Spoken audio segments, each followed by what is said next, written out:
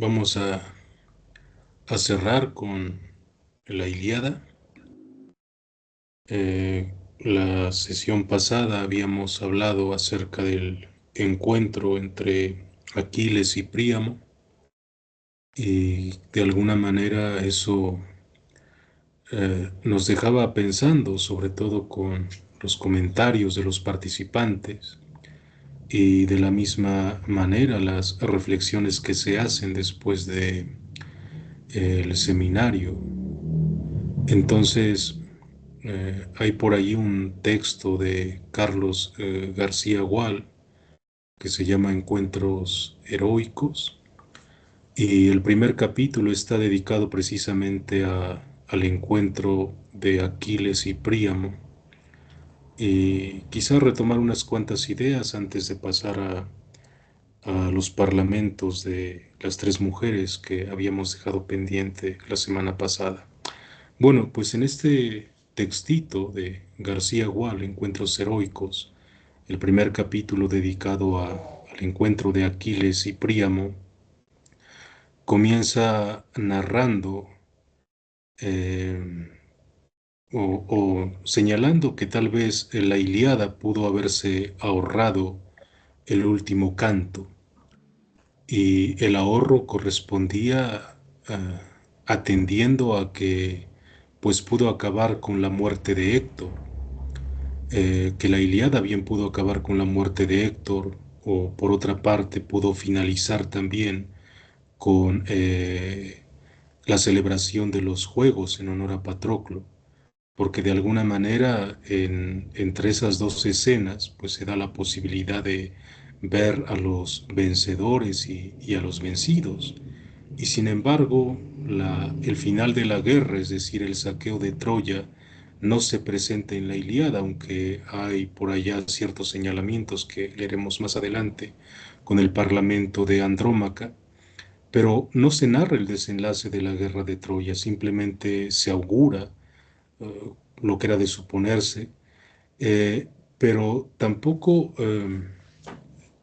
se trata de un cierre eh, de combate, encuentros cuerpo a cuerpo entre guerreros aqueos y troyanos, sino que se trata de hablar de algo que Oscar señalaba acerca del carácter heroico, que no se reduce específicamente a la fuerza o a la violencia, cual es el caso de Aquiles, sino que tiene que ver más con este sentimiento de la compasión, de la empatía o de ponerse en el lugar del otro. Y digo que desde esa perspectiva resulta muy curioso porque se trata del libro de la guerra de Occidente, del libro de la violencia, del combate, de la medida de fuerza, de asesinatos, y de la misma manera que Josué puntualizaba en el epíteto que la propia madre de Héctor le da al hijo como el asesino o el matador de hombres, resulta que con esos epítetos el último libro no es de violencia, el último libro no es de guerra, no es de combate, sino un señalamiento de empatía. Y de alguna manera, si quiero hacer una circularidad en el tratamiento de la Ilíada a partir de este pequeño texto de García Gual, es que el primer canto nos narra, invocando a la musa, ese intento de cantar la ira de Aquiles, la menis de la que hablábamos desde el principio, y sin embargo, esa ira resulta que no termina con el combate, con la muerte de Héctor. La ira continúa, continúa en el sentido de que está profanando el cadáver de Héctor, y esa profanación termina molestando a los dioses y por eso intervienen.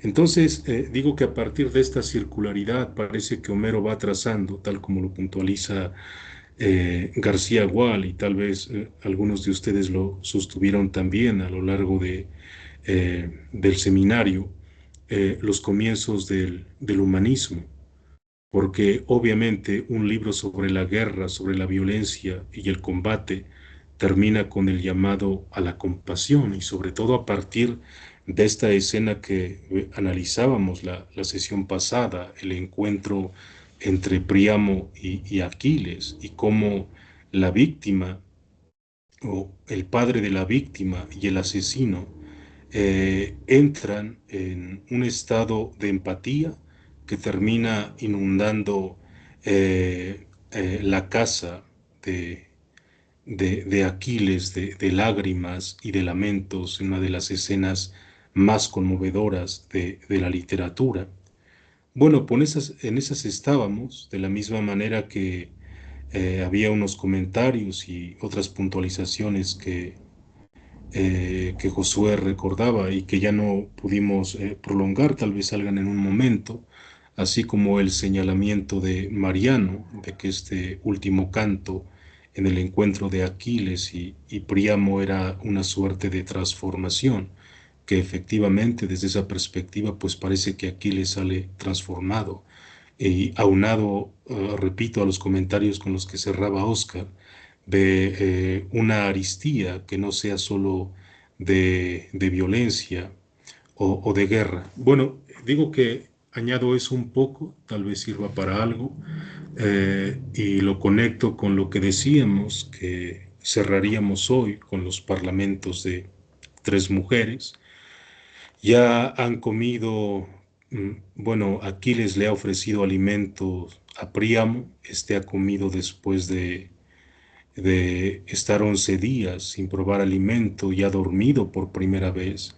Y Aquiles le ofrece pues mantenerse al lado, no directamente en el lugar donde va a dormir Aquiles por si llega algún emisario de Agamenón o algún otro y se lo encuentren allá, de tal suerte que la recuperación del cadáver de Héctor pues dure más de lo esperado. Aunque quizá aquí podríamos abrir también un pequeño paréntesis, porque acá se está pasando por encima la aristía de Agamenón, es decir, que las decisiones que está tomando Aquiles lo excluyen prácticamente al rey de reyes, o sea que Agamenón parece que no cuenta y en ese sentido las decisiones que está tomando Aquiles son enteramente autónomas en detrimento de la aristía del propio Agamenón. Bueno, pues así le ofrecen el hecho, quedan se duermen y en el momento del sueño aparece Hermes frente a Príamo y le dice que pues tome las medidas precauciones para salir del campamento de Aquiles porque es posible que si lo descubren algunos de los enemigos pues entonces los troyanos sufrirán una pérdida multiplicada por tres a lo que han sufrido ahora con la muerte de Héctor y con la recuperación del cadáver. Entonces, Hermes eh, ayuda o él mismo levanta el cadáver de Héctor, lo pone en el carro, al mismo tiempo que insta a Príamo y al heraldo a que vuelvan a Troya, y entonces una vez que llegan a un río, Hermes pues se dirige al Olimpo y en ese momento aparece la aurora de rosados dedos. Esto es el amanecer. A lo lejos, pues solo Cassandra es capaz de adivinar o de ver quiénes son los personajes que vienen y me parece que desde aquí podemos retomar la exposición, el comentario. Yo creo que hacemos la lectura de un tirón desde el Parlamento, las palabras de Cassandra y finalizamos con el último verso que es el 804 me parece.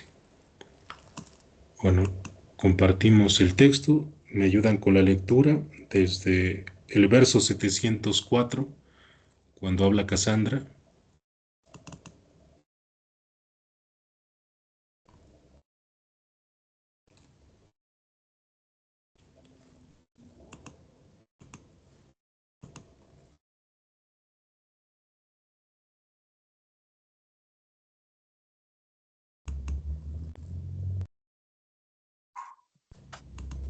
Venid, troyanos y troyanas, desde ahí. Sí, por favor. Venid, troyanos y troyanas, y veréis a Héctor. Venid y también otras veces, cuando volvía vivo de la lucha, os gozabais, porque daba júbilo a la ciudad y a todo su pueblo. Así habló, y ahí en la ciudad no quedó ni hombre ni mujer, pues a todos los invadió una pena incontenible. Cerca de las puertas tropezaron con quien llevaba el cadáver, querida esposa y su augusta madre, las primeras sobre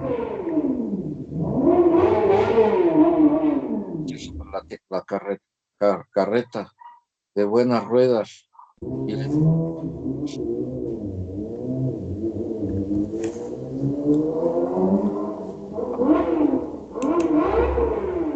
lamentando a Héctor y vertiendo lágrimas, de no ser porque el anciano dijo desde el carro a las gentes: dejadme, por favor, paso para las mulas.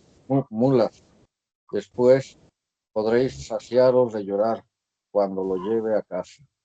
Así habló y se separaron y dejaron paso al carromanto.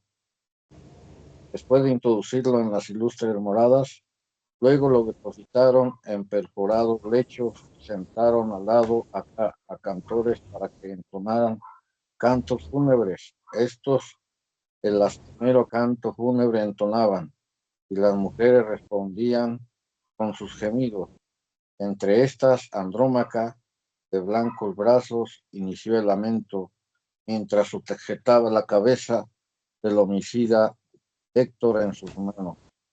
Esposo, te has ido joven de la vida y viuda me dejas en el palacio. Todavía es muy pequeño el niño que engendramos tú y yo, y desventurados, y no confío en que llegue a la mocedad. Antes esta ciudad hasta los cimientos queda saqueada, pues ha perecido tú, defensor de las protegidas, y guardabas a los niños pequeños y a los venerables esposas, a quienes ahora pronto llevarán a las huecas naves, y a mí con ellas. Y tú también, hijo mío, a mí, acompañarás a donde tendrás que trabajar en labores serviles, penando bajo la mirada de un amo inclemente, o bien un aqueo cogido de la mano te tirará de la muralla. Horrenda perdición.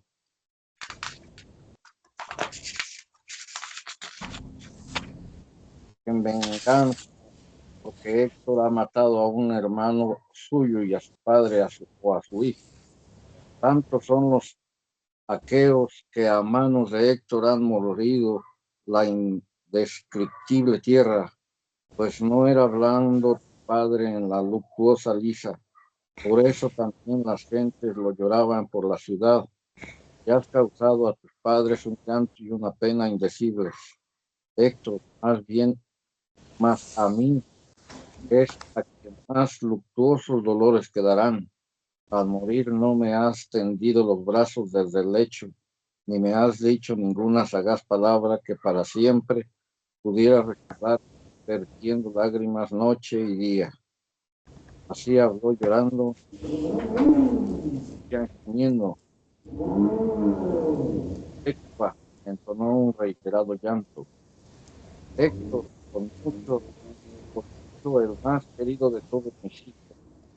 Estoy segura de que en vida eras querido para los dioses, que han ocupado de ti hasta en la hora fatal de la muerte, para que de los demás Aquiles lo llevaba a vender más allá de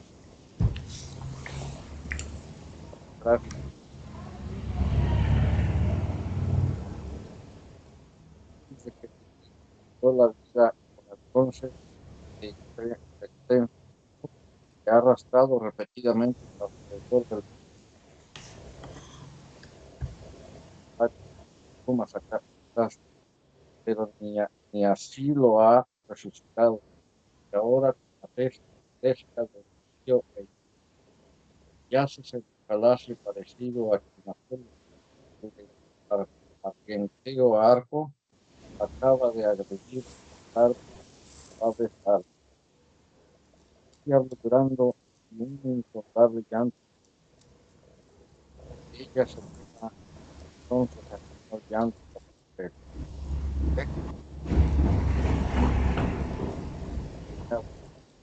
cierto que tu esposo es deiforme al canto, ojalá antes hubiera este de ahora es ya el 20º año desde que vine aquí y estoy lejos de mi casa, una palabra ofensiva o insultante. No solo eso, sino que si otro me amonestaba en el palacio, los cuñados y cuñadas o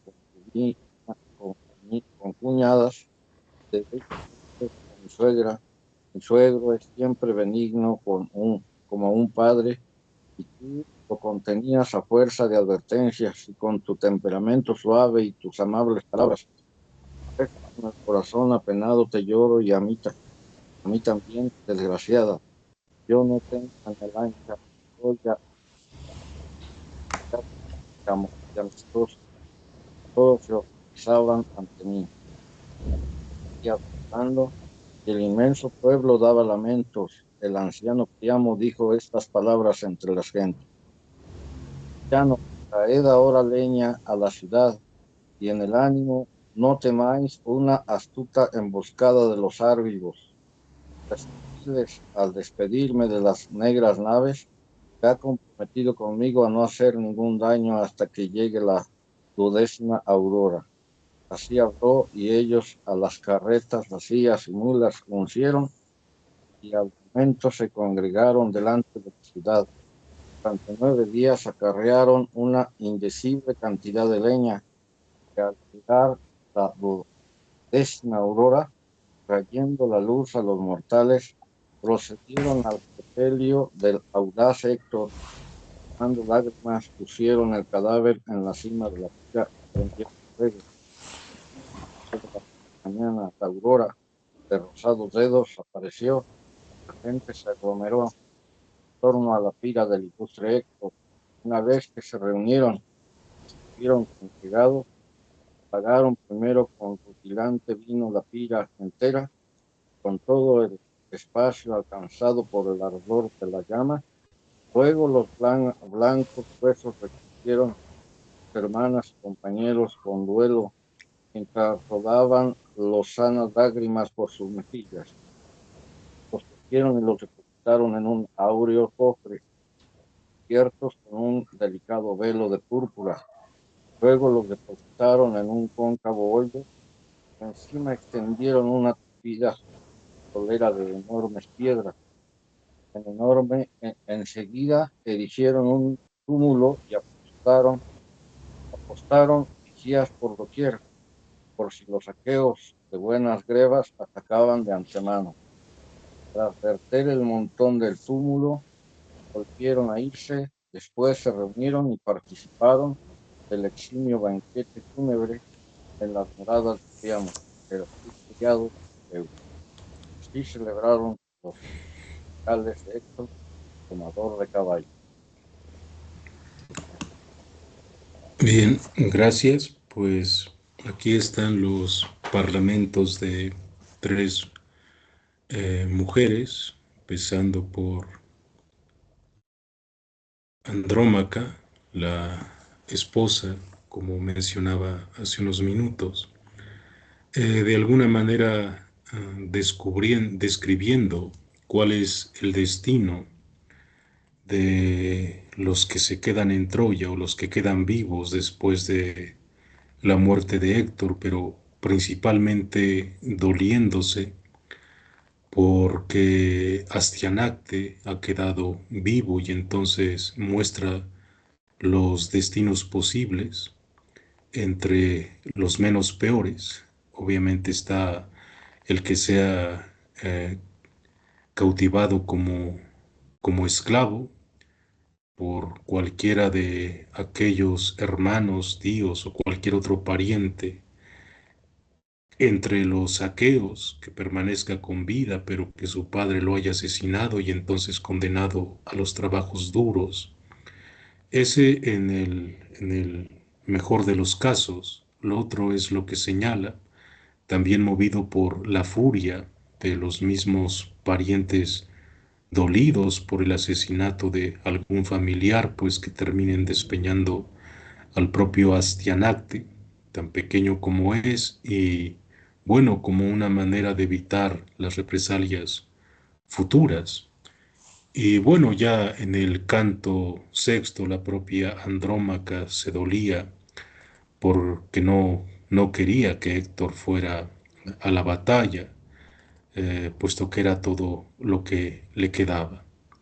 Del otro lado tenemos el canto, bueno, el lamento de la madre, describiéndolo como el mejor de sus hijos y obviamente pues señalando ese lazo maternal que de alguna manera se rompe con la muerte del hijo y el dolor que se describe.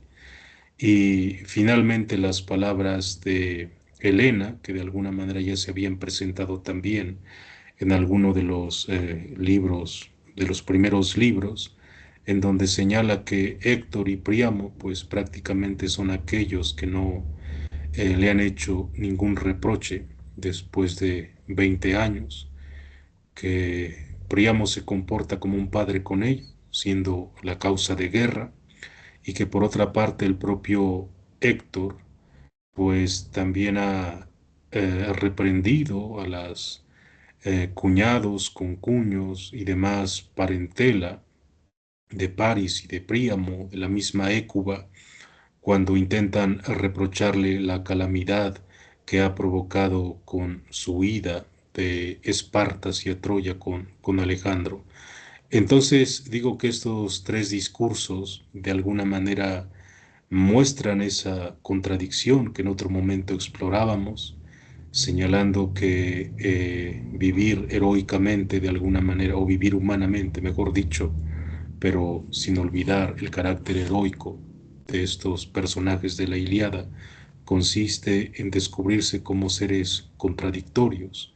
De un lado pueden presentarse como los tipos más violentos, pero a partir de determinados actos o pequeños gestos también se muestran sentimientos o emociones contrarias a lo que uno creería y de alguna manera pues si la Ilíada sirve para algo es para demostrar que los seres humanos somos contradictorios, que no hay una suerte de perfección o que no estamos caracterizados por una única cosa, que incluso los más longevos de alguna manera viven contradictoriamente. El caso será el de Néstor, que de alguna manera recuerda sus hazañas, pero obviamente eh, en el hecho de recordarlas, las revive, pero ya no tiene la fuerza. Y por otra parte, pues los jóvenes un tanto impetuosos quieren abusar de la fuerza que tienen, pero no tienen la sabiduría para controlarla. Entonces, todos los personajes de la Ilíada se nos presentan, si bien los miramos con un punto de contradicción, y bueno, finalmente eso es lo que describe la Ilíada. Bueno, cierro mi participación con eso. Yo creo que tenemos un buen rato para dialogar. Creo que estos parlamentos y seguramente lo que haya quedado pensándose en la semana puede servir para hacer un buen cierre con la participación de ustedes. Pues gracias.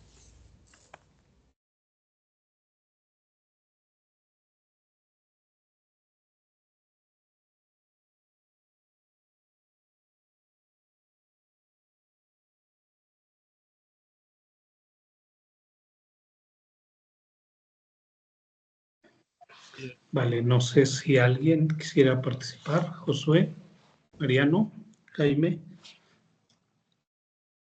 Pues solamente para trazar algunas ideas, agradeciendo antes la exposición y la introducción de Noé para este último canto que está permeado de una atmósfera de duelo, de reconocimiento de la vulnerabilidad del hombre, el reconocimiento de este hombre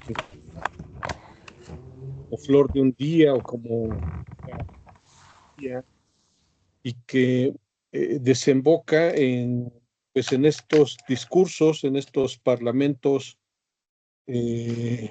esgrimidos por tres mujeres. En primer lugar, la esposa de Héctor, en segundo lugar, la madre de Héctor, y en tercer lugar, nada más y nada menos que Helena, quien es la causa del inicio de esta guerra en el punto geográfico de Ilío, y que nos lleva a reflexionar sobre la condición humana, pasando desde el primer canto con la ira de Aquiles hasta este último, en donde vemos ya cierta especie de reconciliación y catarsis heroica, catarsis, una reconciliación y una catarsis épica propia, pues de hombres que lograron dar ese salto, un salto abismal, dejando atrás sus oposiciones, como muestra Aquiles y nos muestra Príamo. Bien, entonces, pues vemos esta especie de purificación a través de la violencia, a través del lamento y de la compasión. Vemos también la condición humana de Aquiles, que permite que de cierta manera se cierre el duelo con por parte de estas tres mujeres, y no solamente ellas, sino también por parte de los ciudadanos de Troya, que salen a recibir a Héctor, y que casi literalmente se avientan sobre el carruaje que lo lleva, ¿no? Vemos, pues claro, una cultura que rinde tributo a un cuerpo que anteriormente fue profanado, y como bien decían ahorita, que pues hizo que los dioses mismos se enojaran por tal manejo del cuerpo, por tal ofensa que se hacía al cuerpo de este héroe, y que tuvo como consecuencia que los dioses entraran. Esto es algo que llama mucho la atención, esta relación que hay entre los vivos y el cuerpo de un héroe, al cual se le rinden unos honores, y se le tiene que llorar, se le tiene que mantener en duelo, por la forma en cómo vivió y cómo defendía. En estos parlamentos se muestra claramente cómo todo se iba a venir abajo en un futuro. Ellas lo sabían claramente, que todos los valores de Troya ya estaban por los suelos, ya estaban destruidos a partir de la muerte de Héctor. La primera que se da cuenta de esto es Andrómaca, ¿sí? Es la primera que ve al cuerpo entrar a la ciudad desde lejos, y se da cuenta que como lo muestra aquí Homero, que el futuro de su hijo está ya en el aire, pero ya lo ve muy cristalizado en el futuro, en donde su hijo va a morir antes de la adolescencia. Por lo tanto, vemos que hay un lamento desolador en ella por el futuro de Astiacnate. Esto, por un lado. Después muestran el desamparo al cual están ya destinadas, el futuro miserable y de esclavitud que va a tocar a las mujeres. Y lo hemos comentado en otra ocasión, Recuerdo la tragedia de Hécuba, en donde dice, ay de mí, ¿no? ¿Cuánto tiempo falta para que esta existencia mía acabe, ¿no? Porque sabe que, bueno, en su tragedia ella va a terminar con Agamenón. Y la cultura de la guerra implica que ella tiene que irse a su alcoba, tiene que entregarse a Agamenón. En cuanto ella realice ese acto, todos los valores de Troya se vienen abajo.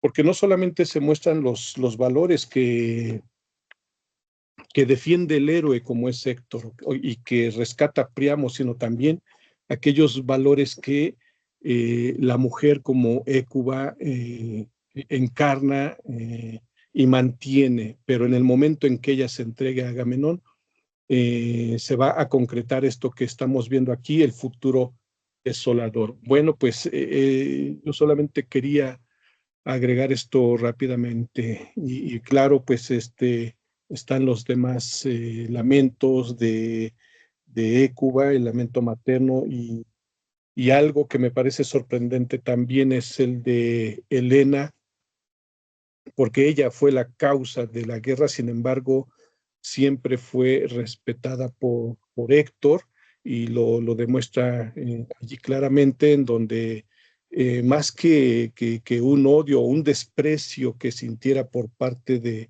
del domador de caballos, lo que siempre Helena recibió por parte de eso fue el reconocimiento de una condición de una mujer que está entregada al destino y que solamente pues está cumpliendo con esa parte.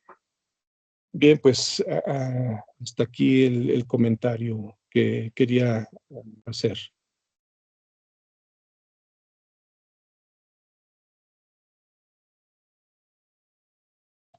Sí, no sé, Mariano, Jaime. Sí, gracias. Buenas tardes, doctores. Em, pues a mí me causa en cierta manera curiosidad cómo es que, bueno, el lamento de su esposa, pues en este caso, pues, creo que se le da la razón tanto a su madre, ¿no? Al ver en este caso el cuerpo de Héctor, tanto de la futura, bueno, mejor dicho, la esposa, al considerar que va a ser ahora esclavizada, ¿no? En este caso por los griegos, y bueno, el amor maternal, pues eh, se puede esperar lo mínimo, ¿no? En cuanto a que se desgarre, en este caso, la madre, al ver al cuerpo, bueno, en este caso, el cuerpo tendido de su hijo.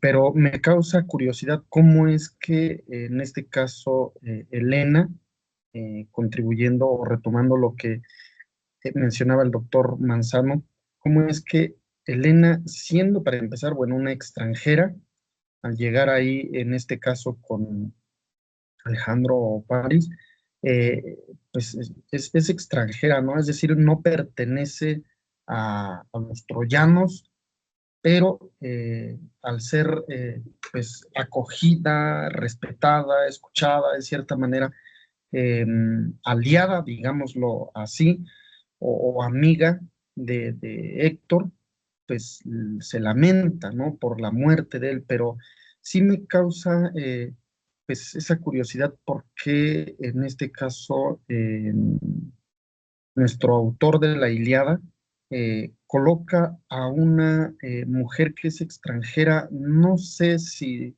lo hace también como para resaltar ese aspecto final, eh, porque bueno, ella es quien, o sí, en este caso, con quien se inicia la guerra de Troya, es la causa, digamos. Entonces, no sé, me parece un poco curioso cómo es que pues parece ser que marca ese final trágico, justo que es lo que esperaba Aquiles, eh, pues en este caso hacer llorar a los troyanos pero más que eso, cierra, me parece que, no sé si decirlo así, pero, o no sé qué finalidad o por qué finalidad lo colocó nuestro autor, bueno, también para mostrar el sufrimiento humano causado por la guerra, ¿no? Pero si también fue como para cerrar ese aspecto de lamento, de, pues sí, de la fatalidad en cuanto a la tragedia. Eso es lo único que me gustaría como que se profundizara un poquito, o bueno, si ustedes desde luego hay más luces que pudieran apoyarme en por qué el autor coloca a esta mujer. Y bueno, su lamento y por qué resalta bastante el lamento de ella. Bueno, gracias.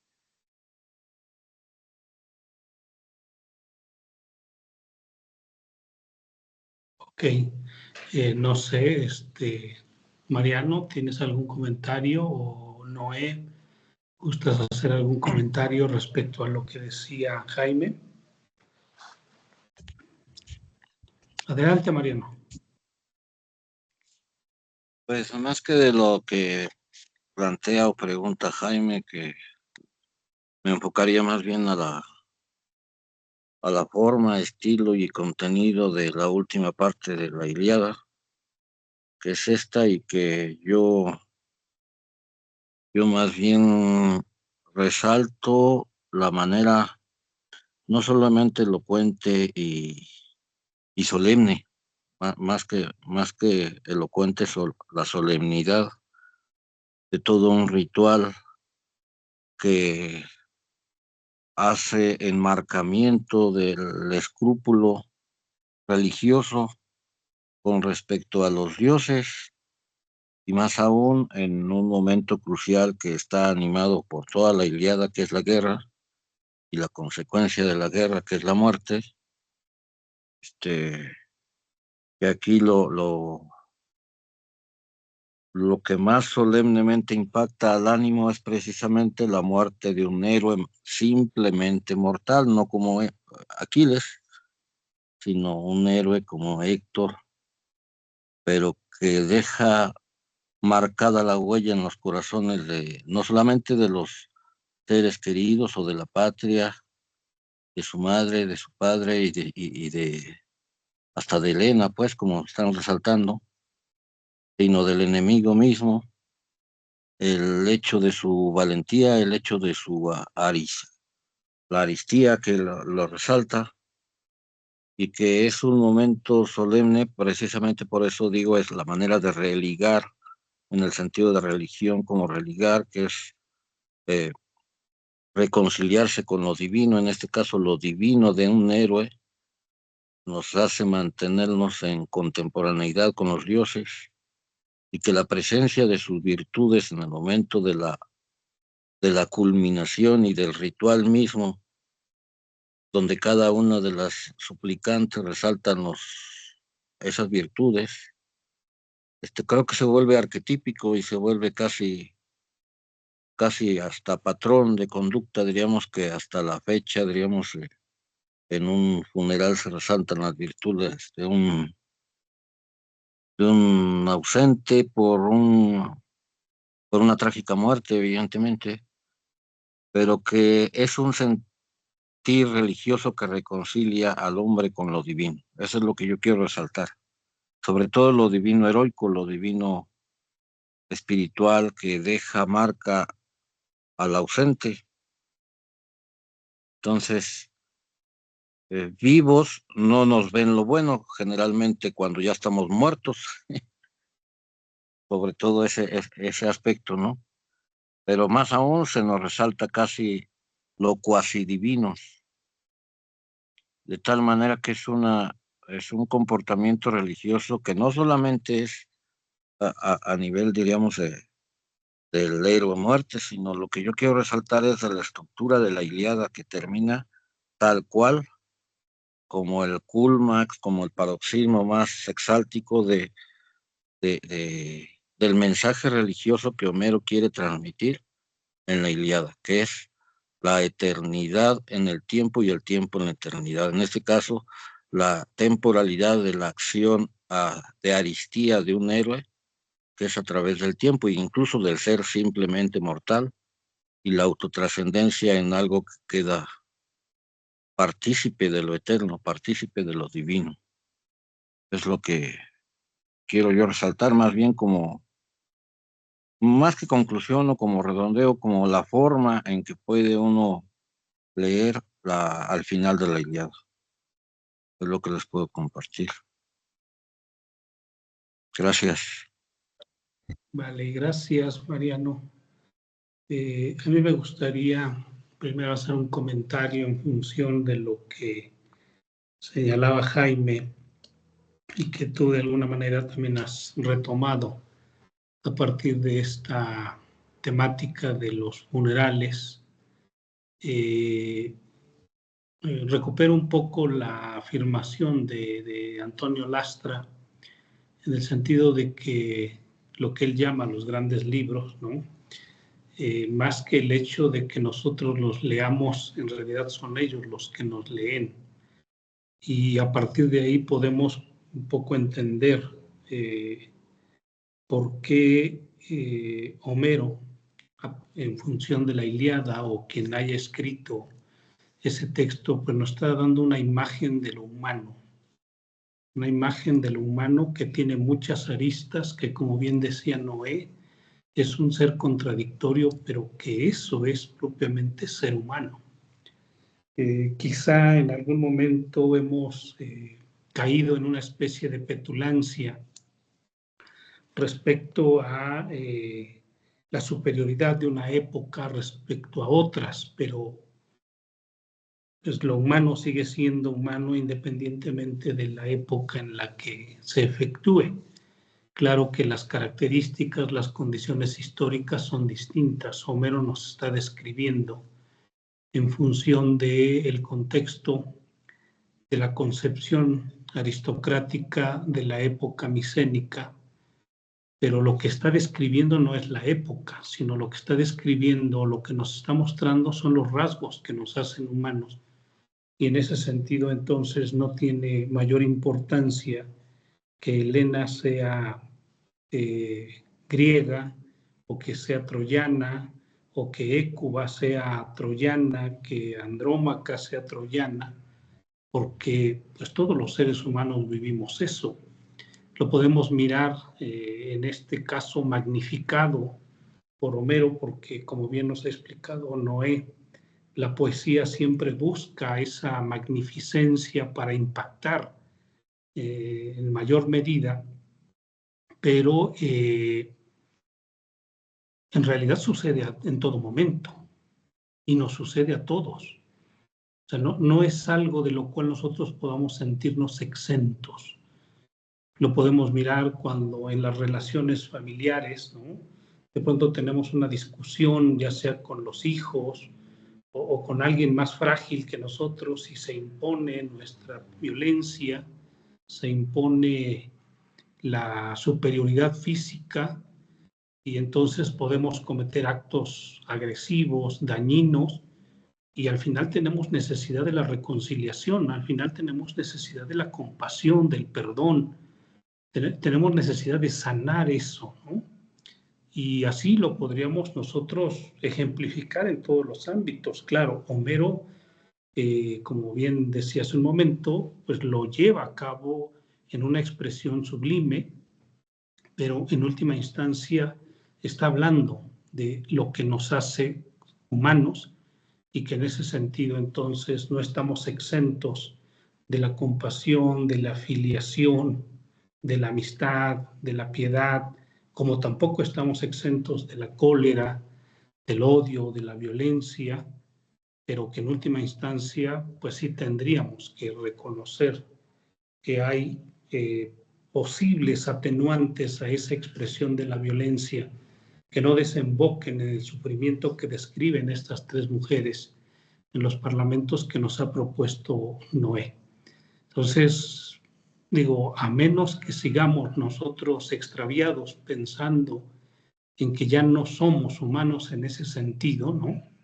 O en que nuestra época ha superado a otras épocas desde la perspectiva de lo humano, que de pronto los sueños científicos de estos tiempos intentan más o menos romper las barreras de lo que hasta este momento es humano, seguimos sintiendo de la misma manera.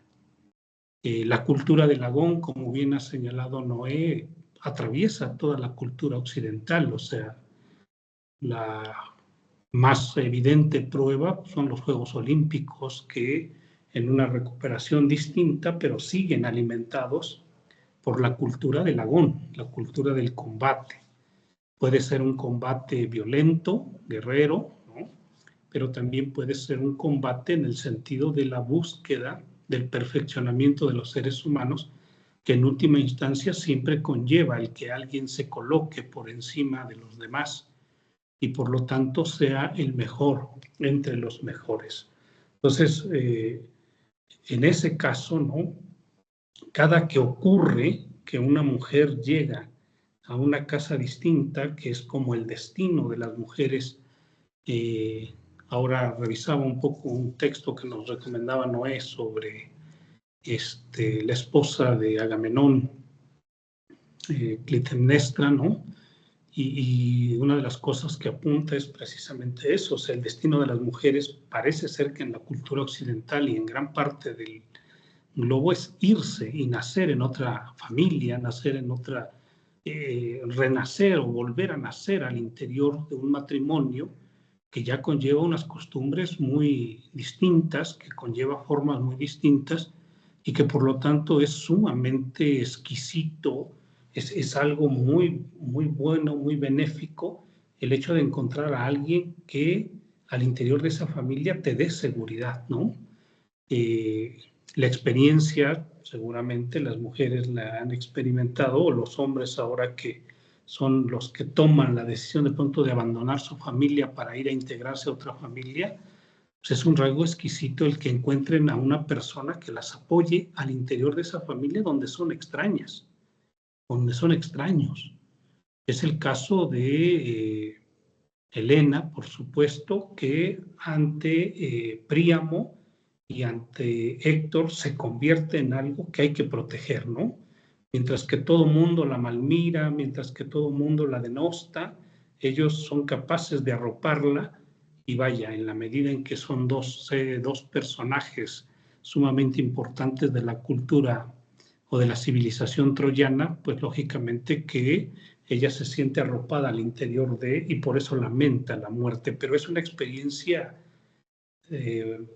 muy, muy propia de los seres humanos, ¿no? O sea, yo recuerdo alguna vez que tuvimos la posibilidad de salir del país y de pronto te encuentras en un país extraño y donde todo el mundo como que te observa como el que no debe estar ahí. El hecho de que te encuentres con un gesto amistoso es maravilloso.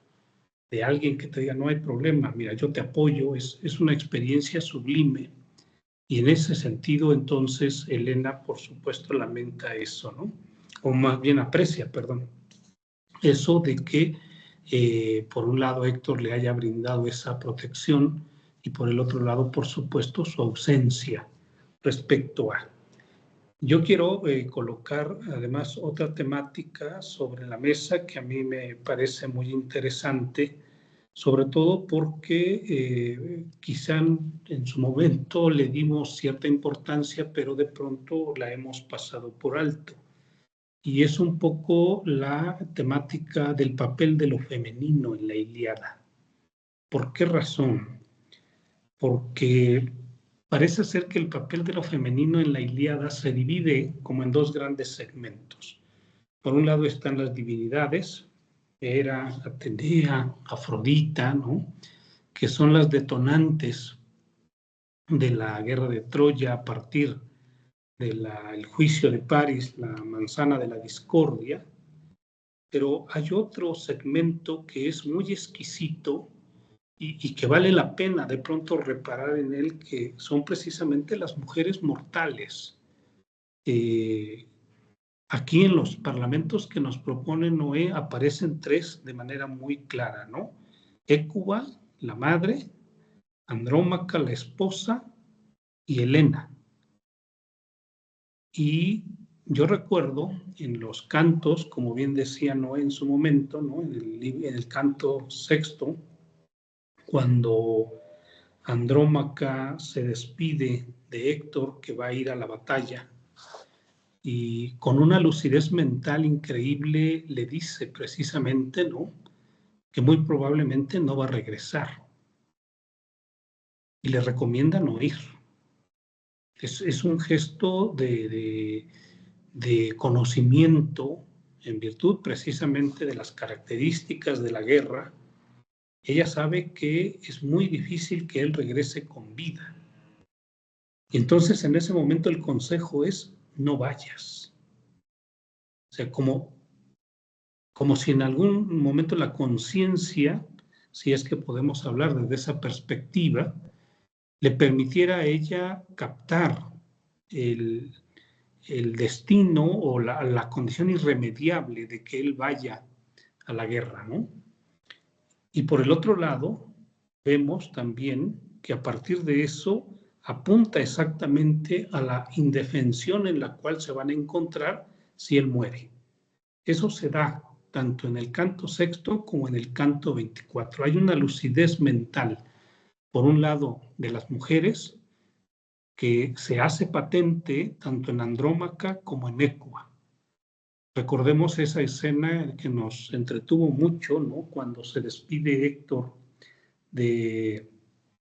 o más bien cuando ya está a punto de entrar en combate con Aquiles y su madre le muestra el seno, ¿no?, diciéndole con mucha claridad que no tiene posibilidades frente a Aquiles. O sea, las mujeres tienen un acceso a la claridad mental que ciertamente, dadas las condiciones en las que se encuentra el despliegue de la guerra, parece ser que no son capaces de revertir el desenlace de la misma guerra, pero eso no le quita su valía. O sea, eso no le quita el hecho de decir que de pronto las mujeres tienen mayor capacidad mental para distinguir lo que conviene de lo que no conviene, independientemente de que sea ineficaz, independientemente de que no tenga el poder de revertir las cosas. Pero vaya, es valioso. Y lo mismo incluso le sucede a Helena, ¿no?, cuando de pronto se percata de que a partir de haber sucumbido a la pasión por Paris, inevitablemente está causando muchos de los males que están padeciendo los troyanos. Es un gesto maravilloso. O sea, lo femenino a nivel de lo mortal tiene esta capacidad, por un lado, de percatarse de que no es conveniente o no son convenientes las acciones que están realizando los hombres, y por el otro lado, como bien han señalado todos ustedes, de percibir la total indefensión en la que se encuentran una vez que los hombres mueren. Y eso lo vemos en los 3 parlamentos que nos propuso Noé con mucha claridad. Pero también lo vemos en el caso de Casandra. O sea, Casandra es, si bien en la Ilíada no se muestra con mucha profundidad su papel, ¿no?, pero sabemos por los textos que complementan a la Ilíada que siempre tuvo la lucidez mental respecto a lo dañino que sería cada una de las acciones que Paris va realizando en función de su propio destino. Y de igual manera se muestra como algo muy lúcido, pero que no tiene capacidad frente al devenir de los acontecimientos. Porque es la que siempre está diciendo que va a causar la ruina de Troya. Cada una de las acciones que va efectuando Paris van en función de la ruina de Troya, y sin embargo, a partir de la maldición que Apolo ha lanzado contra ella, pues nadie hace caso a sus palabras. Pero eso me parece a mí que no le quita valía a la lucidez mental que lo femenino o que estas mujeres tienen respecto a su participación, respecto a su intervención en momentos sumamente interesantes de la Ilíada, ¿no? Y por el otro lado, por supuesto, pues está el total reconocimiento de que su suerte está ligada inevitablemente a la vida o a la muerte de los héroes. Si Héctor sigue viviendo, ellas tienen la posibilidad de tener cierta seguridad, pero en el momento en que Héctor muere, inevitablemente, ¿no? Saben que van a padecer una suerte nada envidiable. Y entonces esto me lleva a tocar otro punto que también me parece importante respecto a si podemos en algún momento encontrar como una especie de nudo entre lo que sería el destino, porque recordemos que todo esto ha sido decidido por los dioses y que los seres humanos solamente cumplen el papel de piezas que llevan a efecto aquello que los dioses han determinado. Pero por el otro lado, todos ellos tienen en algún momento cierto grado de conciencia, tanto los héroes como las mujeres de la aristocracia, de que cierto elemento de ese destino depende o dependió en determinado momento de sus decisiones. Ya sabemos que no podemos hablar de libertad propiamente, pero eso no quita el hecho de que en algún momento Helena se percate y diga, no debía haber venido. Y veíamos que era bastante severa consigo misma, ¿no? Cuando se describía, perra de mí, causante de desgracias. ¿Por qué? Porque si bien es una pieza del destino, en última instancia pareciera que hay como un cierto atisbo, ¿no? De un ejercicio de decisión respecto a eso. ¿Qué tanto podamos nosotros argumentar lo uno o lo otro? Es complicado. Habrá quien tome partido única y exclusivamente por el destino y entonces ninguno de los héroes y por supuesto ninguna de las mujeres de la aristocracia tendrían culpa alguna. Todo sería inevitablemente, ¿no?, el cumplimiento de lo que los dioses han determinado. Pero si no fuera así, si de pronto podemos pensar dentro de los márgenes de la causa y el efecto, inevitablemente las decisiones que han tomado en su momento cada uno de los aristos conllevan, por supuesto, un cierto grado quizá de responsabilidad y en última instancia, ¿por qué no decirlo?, de culpabilidad, no en el sentido cristiano, por supuesto, pero sí lo vemos, por ejemplo, que se hace muy patente, ¿no?, en Helena, que se hace patente en Agamenón en su momento cuando reconoce que a partir de su extravío los dioses o Apolo se molestó con los griegos y les mandó una peste. O sea, hay momentos en los que es como bastante complicado distinguir entre una cosa y otra. Y pues digo, a partir de ahí sería interesante en ese sentido, pues mirar ese vínculo entre destino y acción o determinación de los seres humanos. Es un poco lo que yo les quería comentar. Lo dejo ahí sobre la mesa para que podamos discurrir en torno a ello. Adelante, Noé, si quieres comentar algo. Sí, son varios hilos los que pones. Obviamente podemos empezar con el primero, cierta sabiduría de las mujeres mortales para reconocer lo que hemos sostenido durante quizá todo este tiempo, saber que hacer la guerra es una estupidez y que no hace falta una gran espectacularidad, tampoco ser un gran personaje dentro de la Ilíada para ver esos atisbos.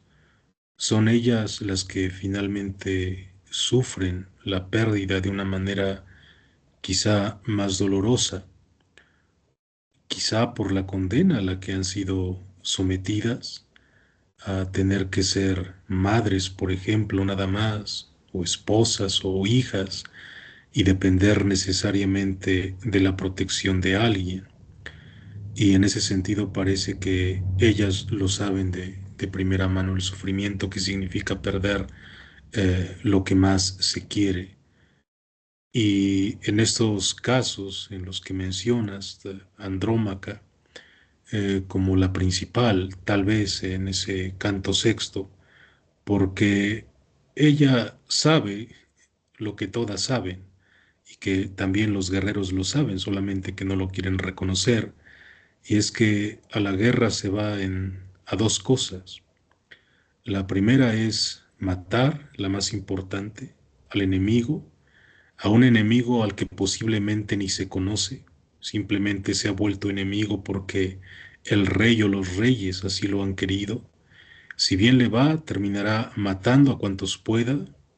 Si le va menos peor, pues recibirá algunos rasguños, arañazos, regresará lesionado, y si peor le va, pues va a morir. Uno va entonces a la guerra a matar y a morir.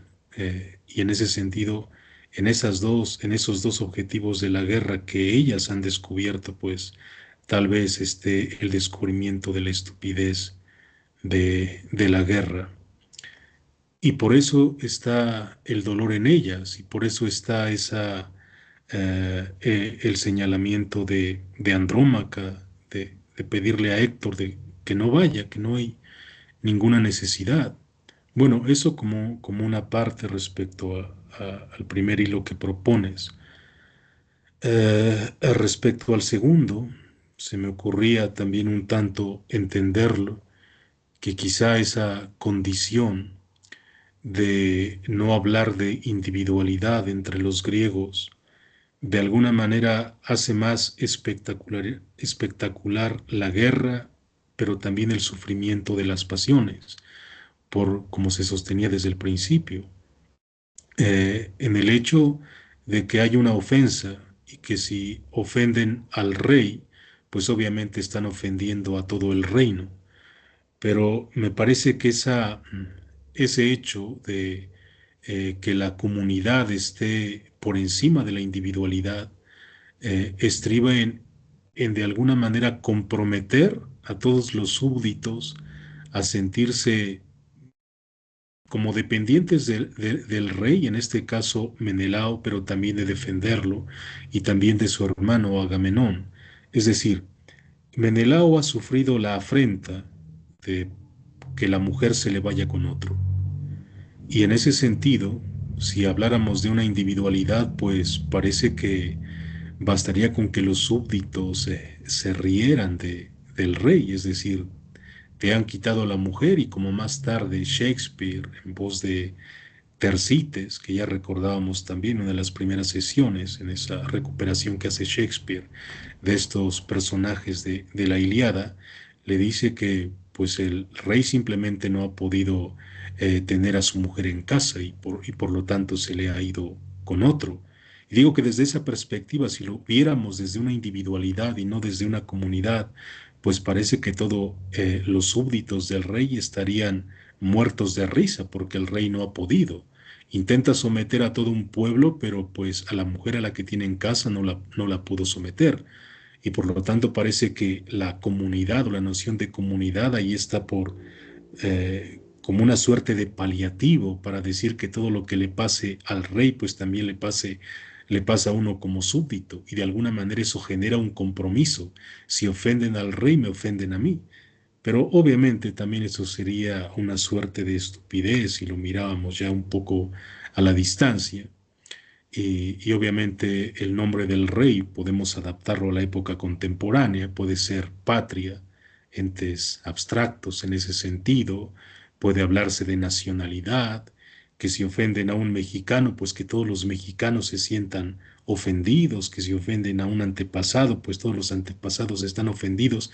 Se trata de repetir esos mismos gestos ridículos cuando hay una individualidad que no se quiera hacer responsable en cierto sentido. Entonces son dos contribuciones, quizás sirvan para algo con los planteamientos que has hecho. Lo otro que me pareció interesante en el planteamiento de Mariano era, aunque él lo dice un tanto en broma, pero me parece que no por ser tanto en broma es menos digno de pensarse, cuando dentro de los discursos fúnebres parece que todos los dolientes intentan ver el lado bueno de los fallecidos, y en ese sentido parece que se opacan otro tipo de comportamientos que aparentemente no lo eran tanto. En ese sentido, el argumento de Mariano era de vincularlo con la divinidad, porque efectivamente parece que los dioses solo pueden hacer cosas buenas, pero no sé si eso pueda ayudar a tratar de destejer un poco eh, por qué se da esa suerte de ver solo puntos buenos dentro de un fallecido. Bueno, son tres cosas con las que quería contribuir después de escucharlos. Quizás sirva también para prolongar un poco la charla.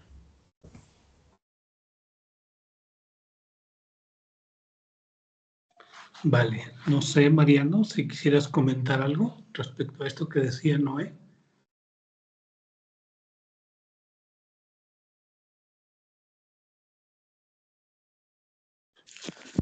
Sí, estoy de acuerdo. Tiene que, bueno, lo que habíamos comentado,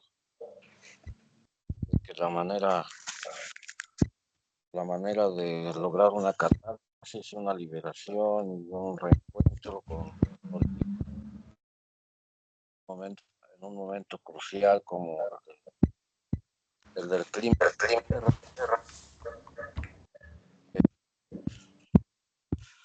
conlleva precisamente esa purga de la venganza, purga de esa conciliación empática que es en la compasión y en el reencuentro con las virtudes del héroe en este caso. Se dan nada más más extremo, que es en el funeral de un gran personaje. Creo que en ese momento lo mortal se concilia con el divino. Al mismo tiempo se autorrefleja. Los dioses se reflejan en el rostro de lo mortal y los mortales se reflejan en el rostro de lo divino. Y uno y otro de encuentro en éxtasis, ¿no? Sentir de salir de sí, estar en un momento de ritual, precisamente.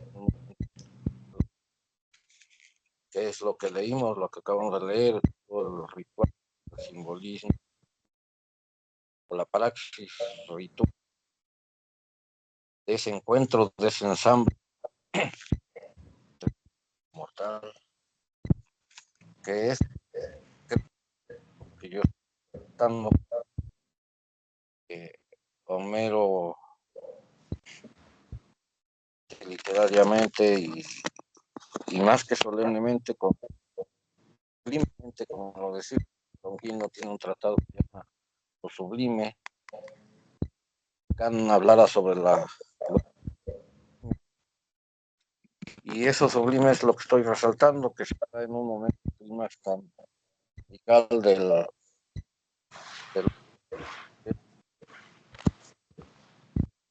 caso, enfrentar la autotrascendencia, ¿no? La autotrascendencia en este caso de la Caripos, en el morir valientemente contra el enemigo. ¿Por qué no decirlo en el sentido del imaginario, sea junto a los olímpicos, y por algo en este imaginario, precisamente? Eso es todo lo que yo pudiera comentar. Vale, gracias, Mariano. Bueno, yo quisiera proponer una temática que, digo, a lo largo de la Ilíada aparece con frecuencia, pero que en este canto 24 tiene como una preeminencia que nos permite quizá tematizarlo.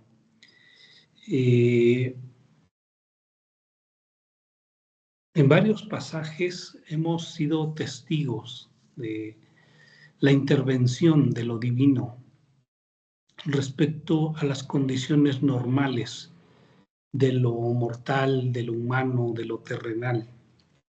Y vemos cómo en algún momento Apolo le da una cierta preponderancia a Héctor para poder derrotar a la mayor cantidad de enemigos. Vemos cómo en su momento Atenea también le da unas condiciones no humanas a Diomedes para que manifieste su aristía, ¿no? Pero en el caso del canto 24, me llama mucho la atención porque es a Príamo a quien esta intervención divina a través de Hermes, ¿no? Le permite hacer el tránsito de Troya hasta el campamento griego para rescatar el cuerpo de su hijo, de Héctor. Y esta intervención divina, o sea, esto que en el cristianismo se va a llamar milagro, ¿no? Se va a llamar precisamente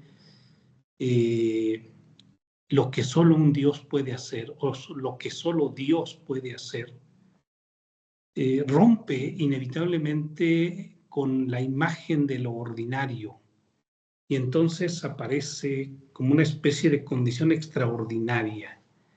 ¿Por qué razón? Porque por un lado el cuerpo de Héctor, a pesar de los días que ya lleva muerto, no se ha degradado. Y eso es a partir de una protección que Apolo le ha dado para que no se degrade. Por otra parte, cuando Príamo se dirige hacia el campamento griego, se convierte en invisible para los demás griegos que inevitablemente lo matarían si es que pudieran percatarse de su presencia. Esta intervención de lo divino, precisamente que rompe con lo ordinario, es frecuente en la Ilíada. Y no sé, Mariano, si ahí podríamos más o menos hablar ya quizá de esto que ocurre, que puede romper con las leyes, si hablamos en términos modernos, ¿no? De lo normal, de lo físico, de la naturaleza, porque podríamos ser escépticos respecto a eso, pero parece ser que en todas las culturas está como presente. O sea, hay momentos en los cuales la intervención divina rompe el funcionamiento normal de las cosas e interviene a favor de ciertos elementos. Decía, en el cristianismo le podemos llamar milagro, ¿no? Acá en los griegos es la intervención divina que se puede manifestar como ofuscación, que se puede manifestar como manía, pero que en última instancia provoca un estado de cosas totalmente distinto y que hace posible, ¿no?, que se realicen o que sucedan cosas extraordinarias. Es algo que a mí me llama mucho la atención, porque solo a partir de eso extraordinario que los dioses hacen posibles, también los seres humanos se transforman. También los seres humanos reciben precisamente, ¿no?, eso que en el cristianismo se llamará la gracia o la donación de una posibilidad de ser distinto, Y me parece que aquí es como muy patente en el sentido de que, por un lado, a Aquiles, ¿no?, se le da la posibilidad de la compasión, y por el otro lado, por supuesto, Príamo, a partir de que recibe esa compasión, tiene la grandeza incluso de besar las manos del asesino de su hijo, como comentábamos en la sesión anterior. Esto extraordinario solo es un recurso literario o es algo que tiene que ver exactamente con la condición del humano, en la medida en que podemos en algún momento acudir a una especie de vínculo con lo divino que permite hacer un paréntesis con el mundo ordinario o con lo ordinario y darnos acceso a lo extraordinario. No sé, Mariano, a lo mejor tú estás más versado en estas cosas. Pues no tanto, pero algo de lo que pudiera yo, con la trayectoria de las lecturas, es que se le llama, entre comillas, técnicamente en la historia de las religiones, un cambio cualitativo o un desnivel ontológico. En el término de Eliade es la hierofanía. La hierofanía arquetípica es transfiguración de un estado de la un estado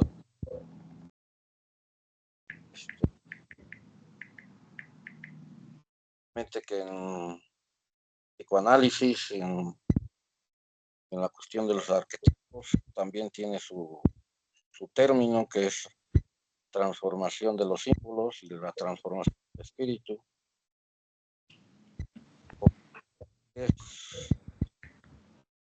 Pues es algo que lo que está señalando es un fenómeno que abarca no solamente la religión, sino la ética, la pedagogía, incluso, ¿por qué no decirlo, a nivel político? El hecho de transformar lo humano, dar una transformación similar. Y con negar que hay una transformación a nivel ético, incluso milagrosa, diríamos. Pero sí abarca la capacidad del ser humano de, hablaba yo, comentaba, soy yo de la reconciliación y transformación de la sombra, como la sombra, que es la parte oscura del ser humano, vivo y transformador. Es ahí, en ese momento, donde lo demostrado divino, donde la luz, y donde lo finito puede responder y lo temporal con lo eterno. Esa transformación él le llamaba un y cambio cualitativo. Se genera que el espíritu humano se reconcilie con el espíritu universal, incluso junto con Eliade, que recordemos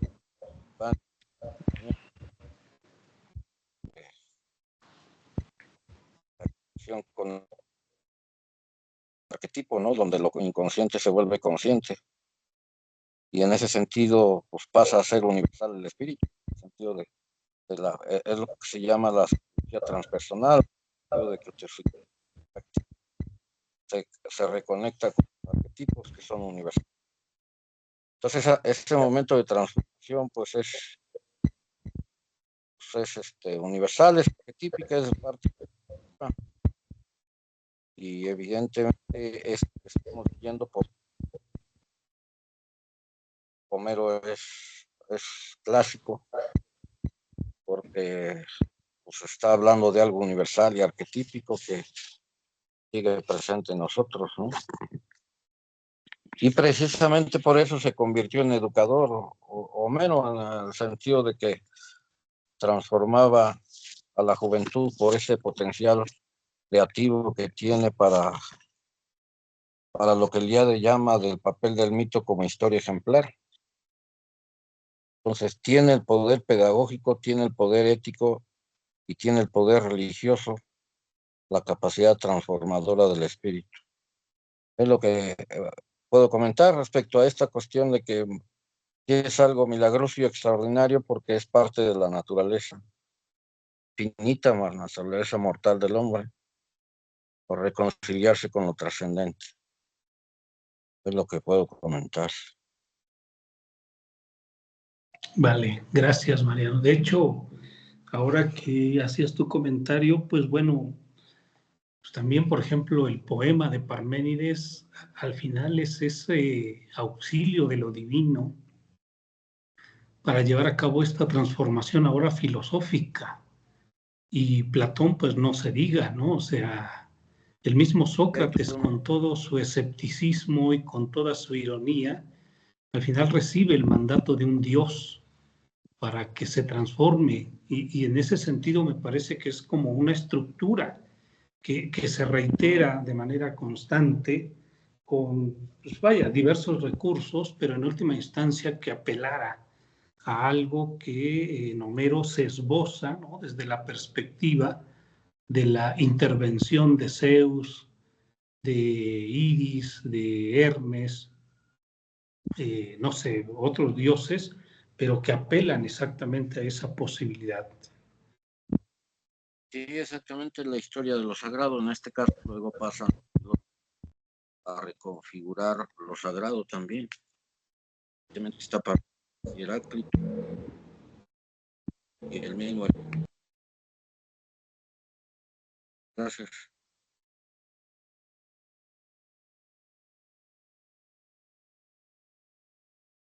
No sé, Noé, Josué, Jaime, ¿algún comentario en ese sentido? Sí, gracias. Sin duda es un tema que se aleja de lo ordinario que nos pone sobre una dimensión eh, que está fuera de la racionalidad, que nos lleva a repensar, por un lado, la época contemporánea, la época moderna que nos gobierna, y que nos ha hecho perder, nos ha quitado de nuestra vista estos hechos que son narrados, pues no solamente en la literatura, sino en esta ciencia incipiente que es muy joven, la tanatología, en donde estudia pues una forma diversa de arrostrar el luto, de arrostrar la pérdida, y que llega a replantear pues esta relación que siempre ha tenido el hombre con la muerte. Por un lado, bueno, pues este último punto que nos recuerda pues la imagen del cristianismo, la imagen más clásica de el cuerpo de Jesús, que es de cierta manera de donde emerge, cuentan que litros y litros de agua cuando es herido, ¿no? Pero a su vez este mismo cuerpo es la posibilidad del renacimiento hacia otra forma de ser. Y aquí parece ser que también en la Ilíada lo vemos así, ¿no? Porque pues debe de haber alguna forma para aceptar y resignificar la pérdida, la muerte de una persona que le da sentido a toda una comunidad o a toda una ciudad, como en este caso es Héctor. Es duro, es difícil enfrentarse de buenas a primeras con una pérdida así. Por lo tanto, el hombre, bueno, pues ha tenido que inaugurar, hacer, construir diversas formas para poder soportar todos estos hechos que cuesta mucho trabajo aceptar la pérdida del protector de una ciudad, que es el que nos permite comer tranquilos, que nos permite irnos a dormir tranquilos, que nos permite trabajar tranquilos, pues es bastante complicado, de tal manera que pues vemos un ejercicio del ser humano por aceptar la realidad de la pérdida, ¿sí? Porque una pérdida pues ya es, por un lado, pues es irreversible. Y por otro lado, bueno, pues es un proceso natural de los humanos. Y en este sentido, pues solamente se puede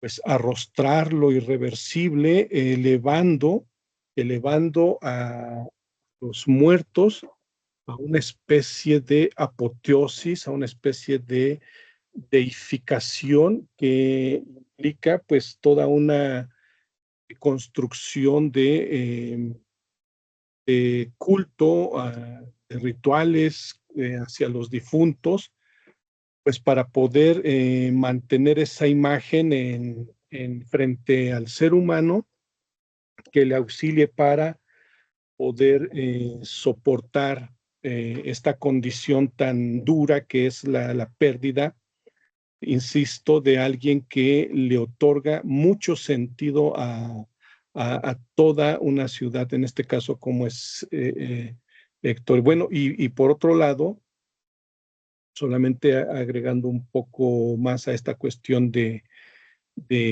cómo los dioses protegen a los cuerpos, pues también, como decía Mariano, como una condición del ser humano, pues también se sabe que en México, pues con algunos, sobre todo los tiemperos, los graniceros, los lluvieros, que supuestamente cuentan los estudios antropológicos que mueren por influencia de un rayo, de un terrible estruendo, bueno, pues de pronto sus cuerpos quedan tirados en medio de los campos durante varios días, ¿no? Y sin, eh, sin caer en la corrupción de la propia naturaleza, pero ese rayo pues les da otra posibilidad, un poco así como la de Cassandra, de ser visionarios en algunos lados o de poder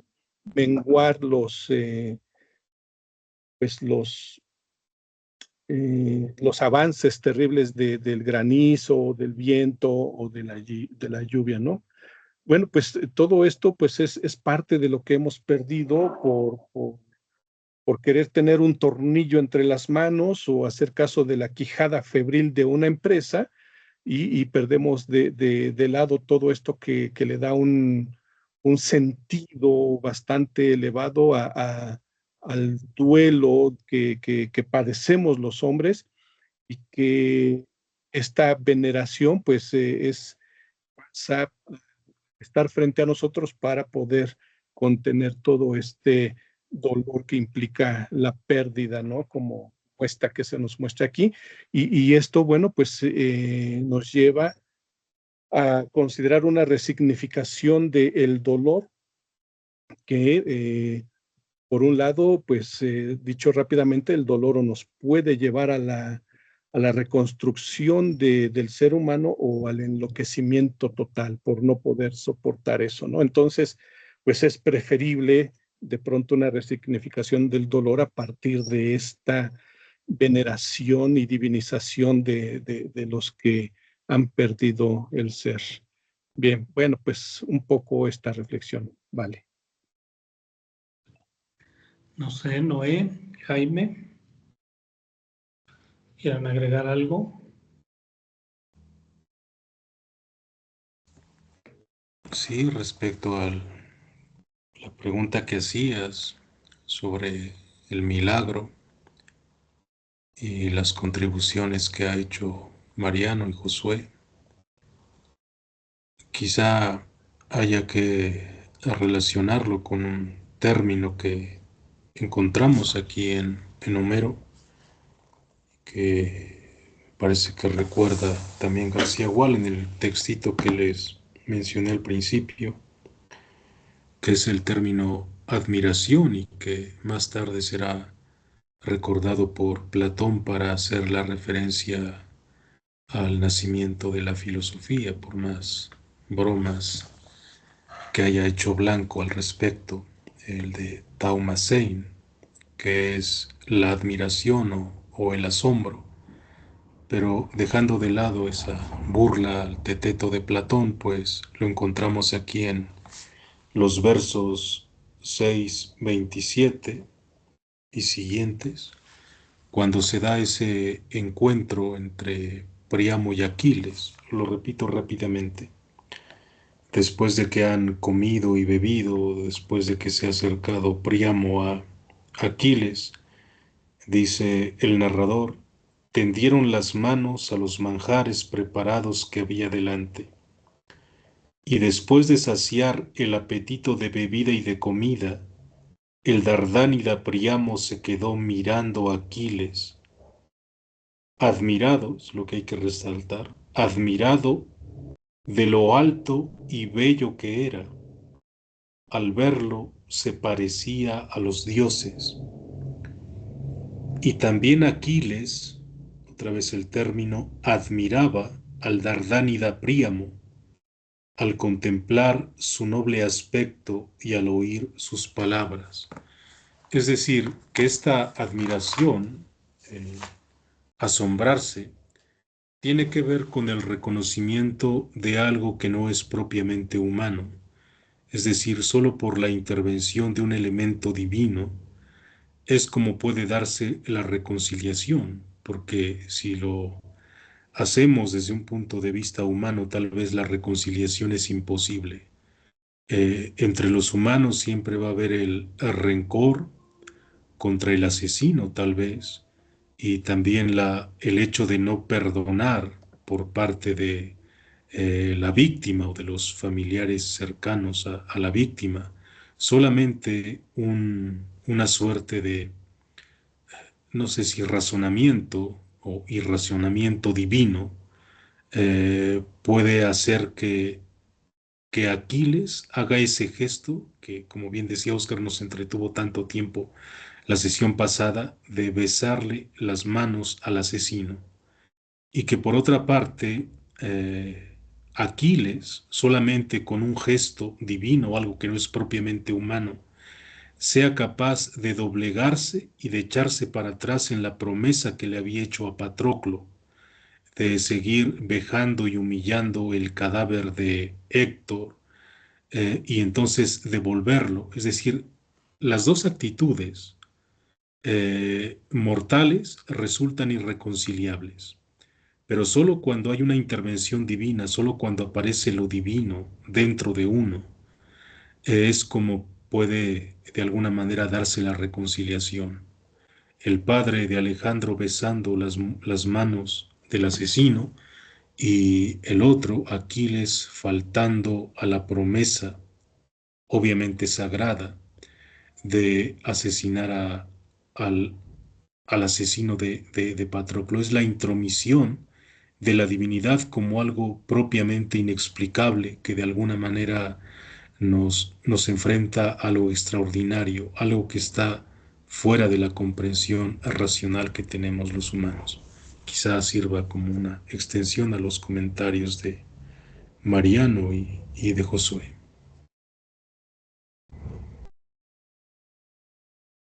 Sí. No sé, Jaime, ¿algo? No, no, doctor. Por ahorita todo bien. Vale, porque digo ya para cerrar quizá este hilo, tendríamos que reconocer que todo el desarrollo de la Ilíada ocurre precisamente a partir de la intervención de lo divino. O sea, es constante. Ahorita quizá lo hemos centrado sobre la posibilidad de la empatía, de la compasión, de la piedad, ¿no? Pero recordemos también que en otros momentos los dioses han intervenido para que otro tipo de pasiones también se manifiesten con toda su violencia. Y me parece que a partir de ahí el comentario que nos hacía Mariano es que en última instancia el humano siempre tiene un vínculo con lo divino. Y es eso divino, ¿no?, lo que lo saca de su condición ordinaria, como comentaba Noé, y en última instancia lo coloca en una condición extraordinaria, tanto para lo uno como para lo otro. Porque Aquiles es extraordinario como guerrero a partir de su vínculo con lo divino a través de su madre, ¿no? Diomedes es extraordinario en el combate a partir de la intervención de Atenea.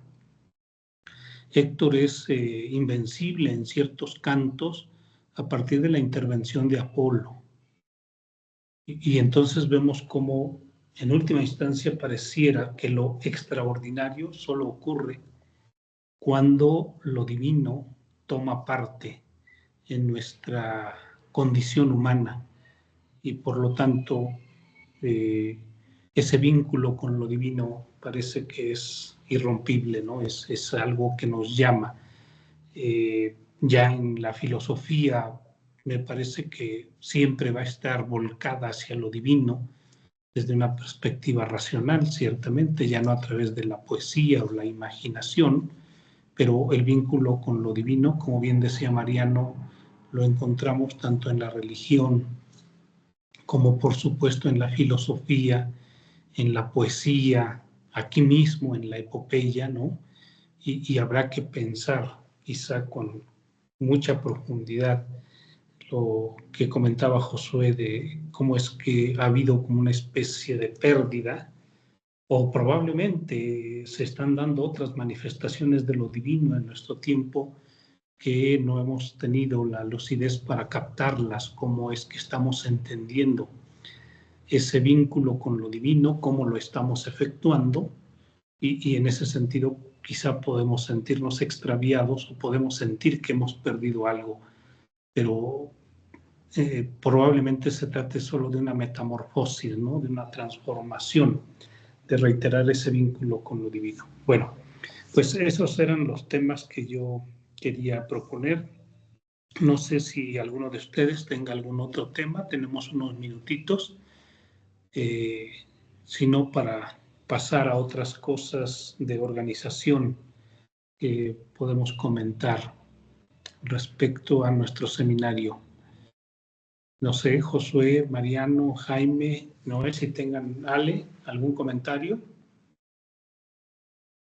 Bien, solamente para cerrar lo que comentaban ahora al final, cómo se abre la Ilíada, la guerra de este punto geográfico Ilío, se abre con el mito de la manzana de la belleza o la manzana de la discordia. Es decir, la discordia, este enojo entre tres diosas da paso a la guerra, pero después vemos que la piedad que se hace presente por medio de los dioses en el cuidado del cuerpo de Héctor, pues nos muestra que tanto la primera, la discordia, como la piedad, pues son dos elementos de la naturaleza humana que son de cierta manera observados por los dioses y que al final, pues siempre la piedad pues es custodiada también por estos, ¿no? Por los dioses, ya sea que de una forma eh, producidos por la imaginación o ya sea de una forma real, estas estructuras siguen prevaleciendo, aunque sea en el imaginario, como comentaba Mariano, y bueno, pues esta es la reflexión final que me queda, ¿no? La piedad también custodiada por los dioses y eh, eh, proponiéndola aquí como una forma en la que los hombres pueden morir para la guerra, morir para los actos más violentos, para los actos más brutales, para dar paso a el ejercicio de la piedad, pues temas que suenan bastante extraños, bastante hasta ofensivos de cierta manera a esta modernidad tecnificada de esta época febril y fabril, ¿sí? Que apuesta más por la producción que por la reflexión de estas estructuras que han dado bastante sentido y que han sido omitidas pensando que ya no tienen ningún sentido pensar en ellas, pero hoy, por ejemplo, vemos a los grupos criminales en todos lados, en donde no hay piedad. Vemos al ICE en Estados Unidos, en donde matan con las balas cerca de la cabeza a quien sea, y lo mismo lo vemos aquí en México y lo mismo lo vemos en Medio Oriente, ¿no? Entonces, pero no aparece la piedad. Sí aparece la brutalidad, sí aparece la discordia, pero no aparece la piedad por este argumento de que pues, se han perdido estas estructuras. Vale, ahí le dejo. Vale, pues bueno, me parece que la lectura de la Ilíada ha sido muy enriquecedora, al menos en mi persona. La manera en cómo lo hemos efectuado con detenimiento, con un análisis cuidadoso, pues ha sido bastante fructífero. Yo espero que en todos ustedes haya provocado inquietudes, haya provocado temas de entendimiento, y de esta manera pues concluimos nuestra lectura de la Ilíada, señalando que el seminario que viene, que inicia el próximo día miércoles, lo vamos a dedicar a la Odisea. No sé si Mariano nos pudieras auxiliar con la sesión introductoria y el primer canto.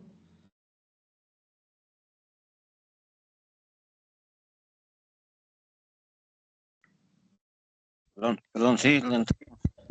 Sí, también comentarles que entonces el próximo día miércoles de 6 a 8 vamos a cambiar de martes a miércoles por cuestiones de horario.